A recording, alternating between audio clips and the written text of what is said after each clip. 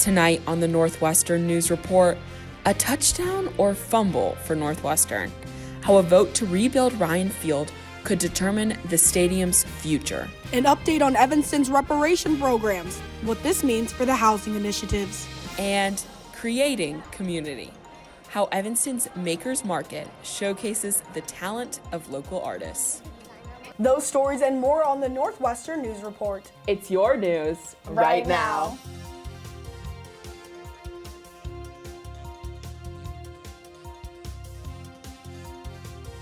Good evening and welcome to Northwestern News Report. I'm Braden Spate. And I'm Ellie Skelly. Let's get right into tonight's stories. Former NU head football coach Pat Fitzgerald filed a lawsuit against the university last Thursday for more than $130 million, citing breach of contract and defamation, among other reasons.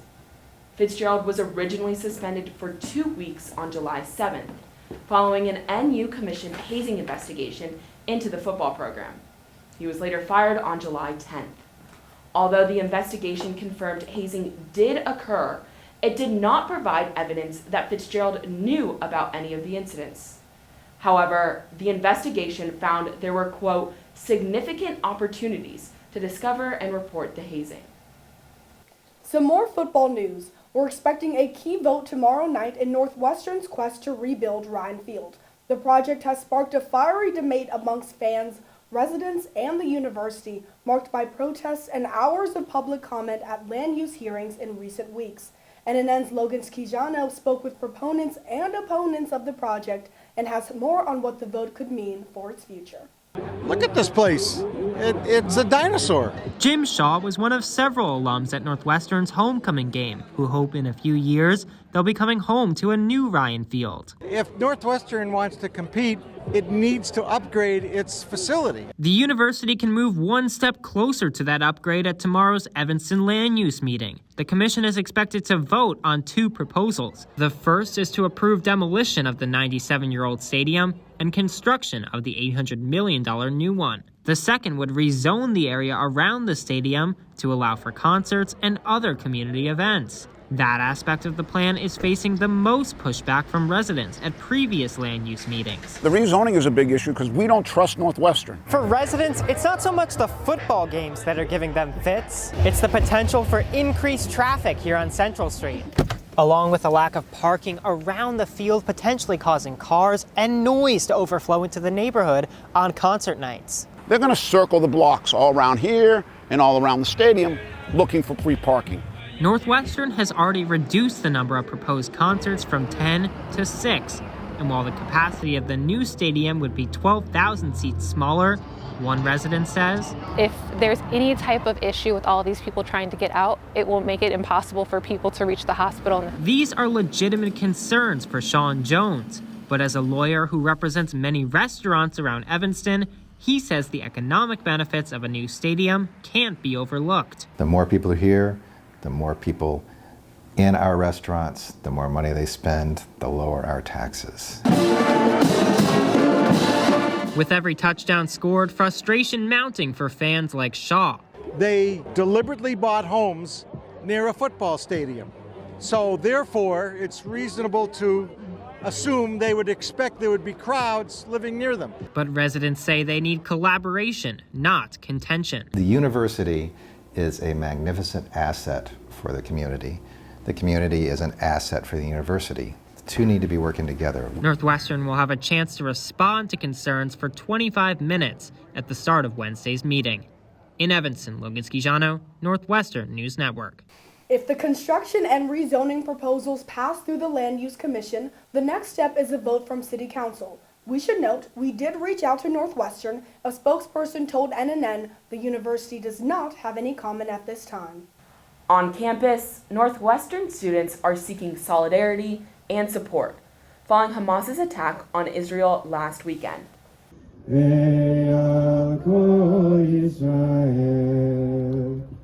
Members of the Northwestern community held a vigil on the steps of Deering Library last night, commemorating the lives lost in Israel. Organizers estimated over 200 students attended the vigil and sang in prayer for half an hour after the formal program had concluded. Multiple attendees recalled waiting to hear from loved ones to see if they were safe. Here's what one Israeli graduate student had to say.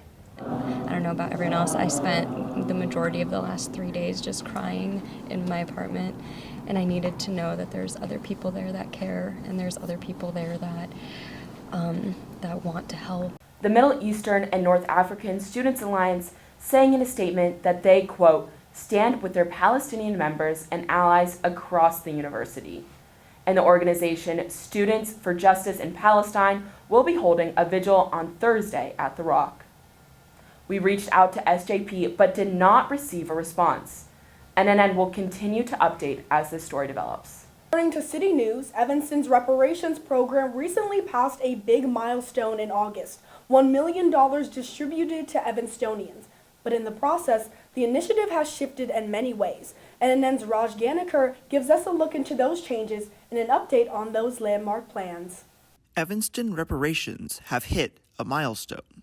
The city has given over $1 million in payments through their restorative housing program as of August.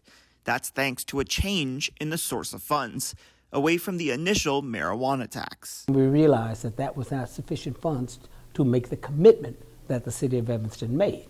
So therefore, they went to the real estate transfer tax, which now has at least enough money to provide for the 400 applicants who were approved in that first unit. Reparations Committee member Carla Sutton says housing was critical as the first piece of the plan. The only way we can generate wealth in this community is by passing the asset of a home to our children and grandchildren. But when the city first announced the program in 2019, residents were skeptical that it was an empty promise. Several told me, it'll never happen. You're just wasting your time. Despite his own skepticism, Sutton thought it could be a chance to finally get reconciliation for his family. They had to save up the money over a period of years. And then when they built their home, it was removed from North Evanston to the 5th Ward. And they were never adequately compensated for that. 4 years after Evanston started its First in the Nation program, the city expanded the project in April to include working groups looking into education, entrepreneurship, and all the other things that what you need to survive in a capitalistic society. One resident hoping the program reopens its application process in the future.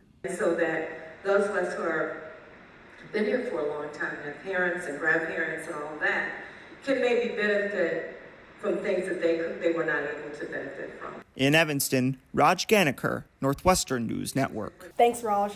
This plan has just continued to branch off over time, so it'll be interesting to see what can come from those working groups and the continuation of the housing initiative in the future.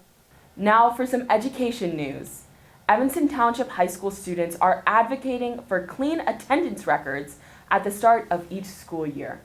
NNN's Caitlin Bender-Thomas has the details on how a post-pandemic rule is affecting them. A new school year means a new start, but that's not how students at ETHS feel with the policy that returned in 2022 and rolls over their tardies from one school year to the next.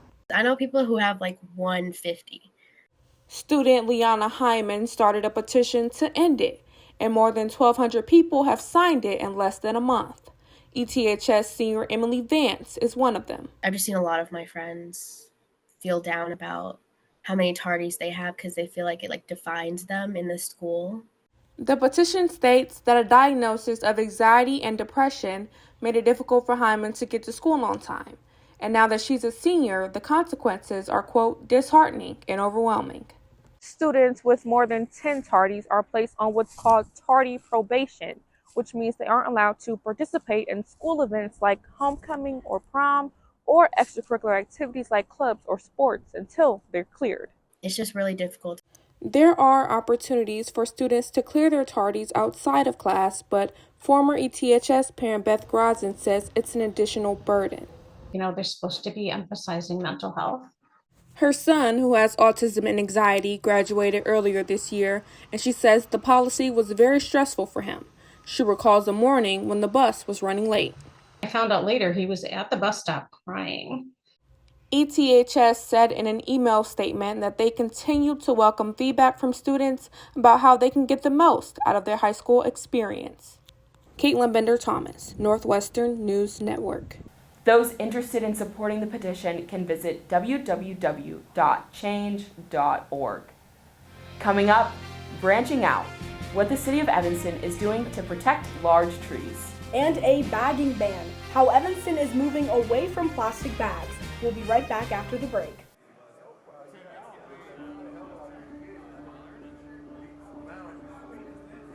My narrative, since I've been locked up and kind of made my transition, has been like redemption, accountability. When I come into the classroom environment, every individual that sits amongst me takes education seriously.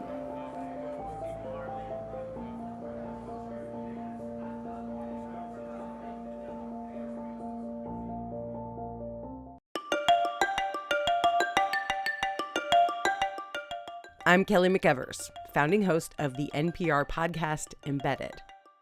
I'm James Edwards, host of the Unresolved podcast from Frontline. I'm Antonia Cereijido, former senior producer of Anything for Selena podcast and current executive producer at Elias Studios.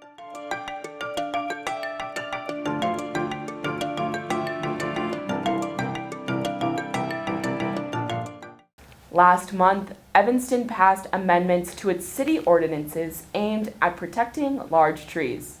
NNN's Jonas Blum takes us to the root of the changes.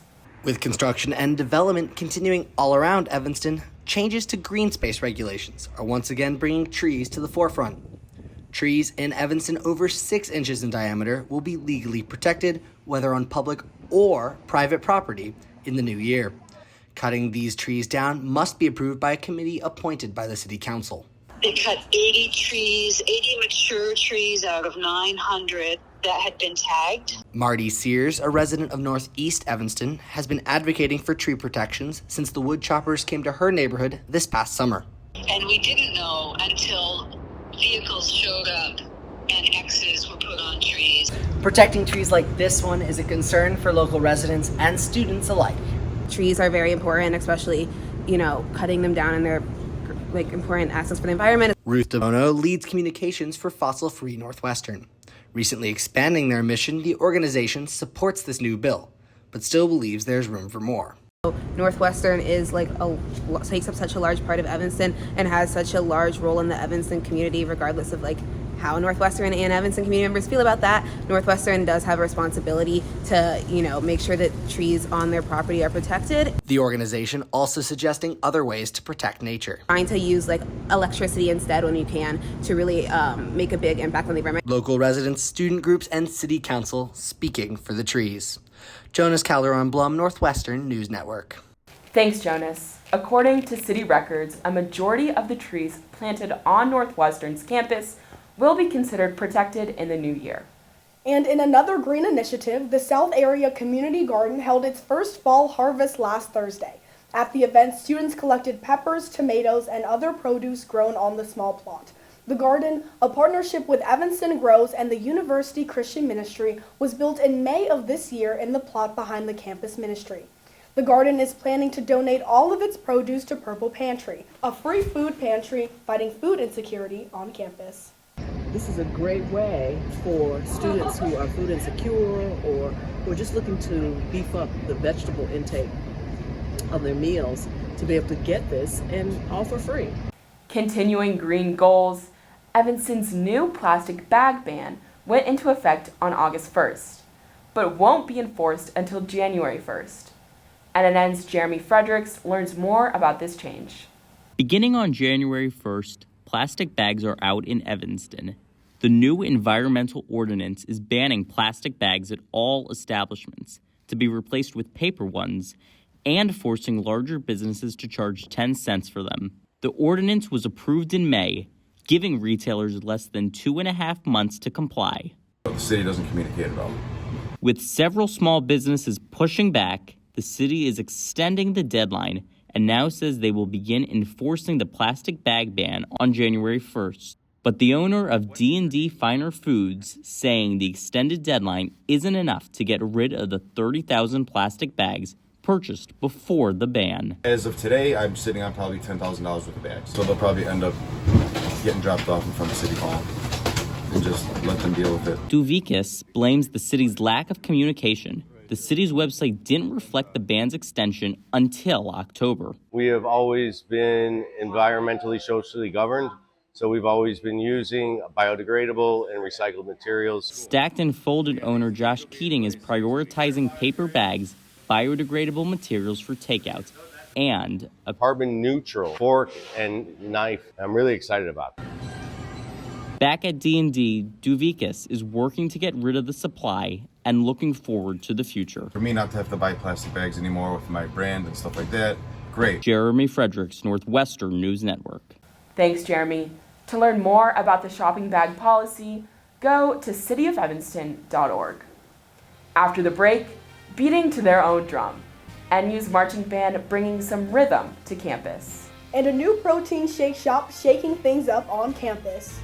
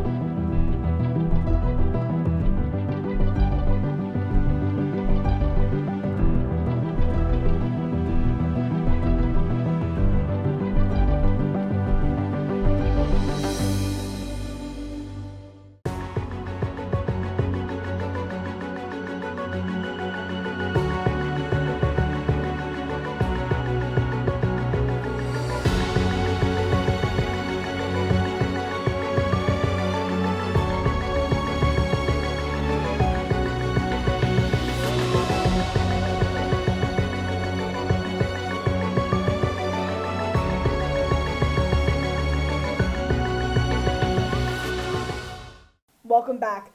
The weather took a chilly turn from last week's 80-degree temps. NNN's Jeremy Fredericks is here to tell us what to expect this week. Well, good evening, Ellie and Braden. I'm outside on the Lakefield taking advantage of the nice weather we have today. Tomorrow will be mostly cloudy with temperatures in the upper 50s. A storm system moves in on Thursday, bringing a chance of rain.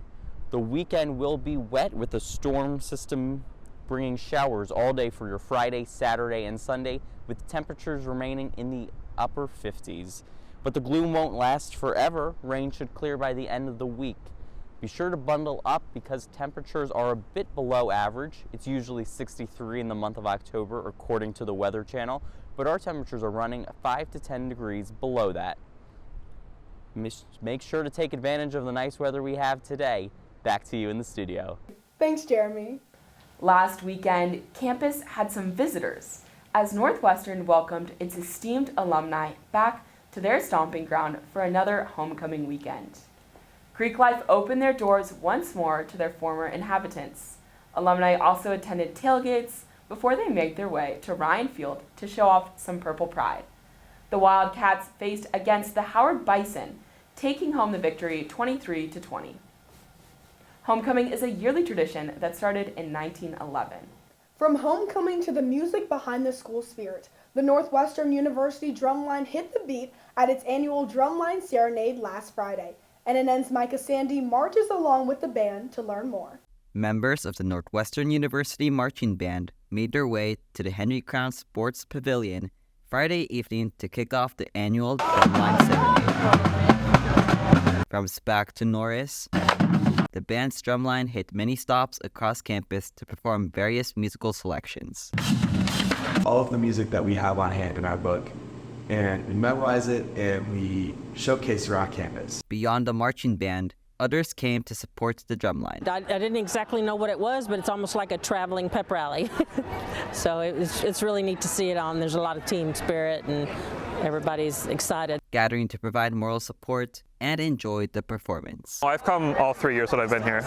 I think it's a really fun tradition. It's really, well, in years past it was more mysterious when you didn't exactly know what was happening. While the performance is usually kept as a surprise, the performance was disclosed to students in an invitation on social media this year. But some students were still caught off guard. Out of nowhere, a bunch of people came, and the band was there, and they were all cold but also excited and having fun. And despite the rain, the march still went on. Like, you have people very serious, dressing in black clothes. There's rain coming down, and you're in front of Deering Library. It's just like very picturesque. Marching to the beat of their own drum, Micah Sandy, Northwestern News Network. Well, this year's 9 p.m. SPAC has come and gone. You can see the drumline perform at Ryan Field for the next home game on the 28th. Shifting from school spirit to city pride, nearly 50,000 runners took part in the Bank of America Chicago Marathon on Sunday.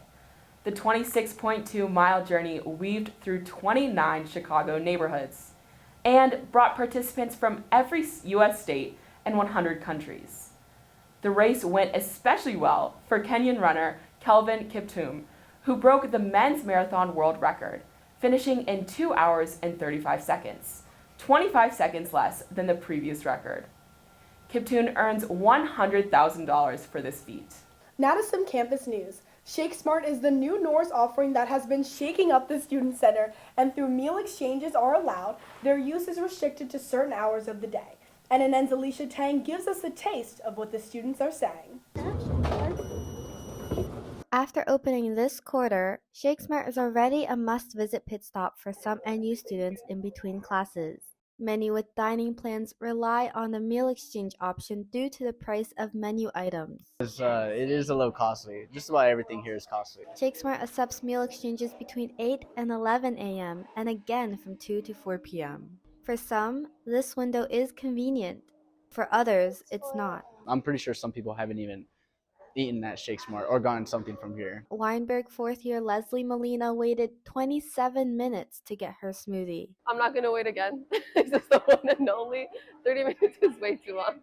According to Norris Executive Director Corbin Smythe, Shake Smart almost didn't have a meal exchange option altogether. When we work with outside vendors, there's a lot of complications behind the scenes on getting the finances to work for the meal exchange. But Smythe says they found reason enough to implement it. It relieves a little bit of pressure on busy residence hall dining centers, but it also gives students an opportunity to try something different. Using the Shake Smart tablets to pre-order can speed up lines. It queues up the orders for the staff. There's still a transaction at the point of sale, but it really helps move a lot faster. The tablet system is something Norris plans to install in its other food venues. I think it would be pretty popular and would be taken advantage of. A smarter way to get your shake. Alicia Tang, Northwestern News Network. Thanks, Alicia. Norris is still monitoring Shake Smart transaction data and may shake up the meal exchange times for future quarters. From Norris to Kresge, last Thursday, Northwestern's Gender and Sexuality Studies faculty, students, and friends gathered for a reception in the courtyard. NNN's Madison Morgan learns more about the people leading and supporting the Gender and Sexuality Studies Department. Northwestern's Gender and Sexuality Studies Department started fall quarter with a social event open to anyone interested. It was a place for people to gather and feel I guess seen for who they are, and also ask deeper questions about what those identities mean and how they play out. While this is an annual event, this year some special announcements were made. So on October 18th, we're doing a completely informal online conversation for an hour from 12:30 to 1:30. As the field of gender and sexuality is constantly evolving, Northwestern programs attempt to follow suit. This progress includes the approval to hire a new assistant professor in trans studies. Although I've heard of the faculty, every year I'm introduced to someone, which is always just really great. An evening full of applause and academic inspiration. Gender studies is something that's interesting for me because I want to pursue a career in gynecology. I'm really interested and passionate about women's reproductive health, and I think this would be a good opportunity to network with other passionate people. In Evanston, Madison Morgan, Northwestern News Network.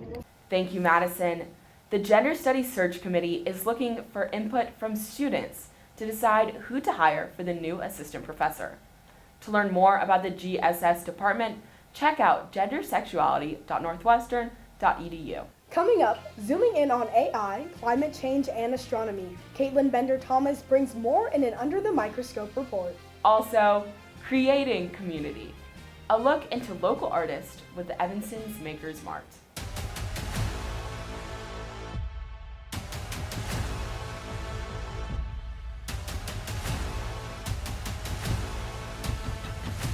Ready, set, piano.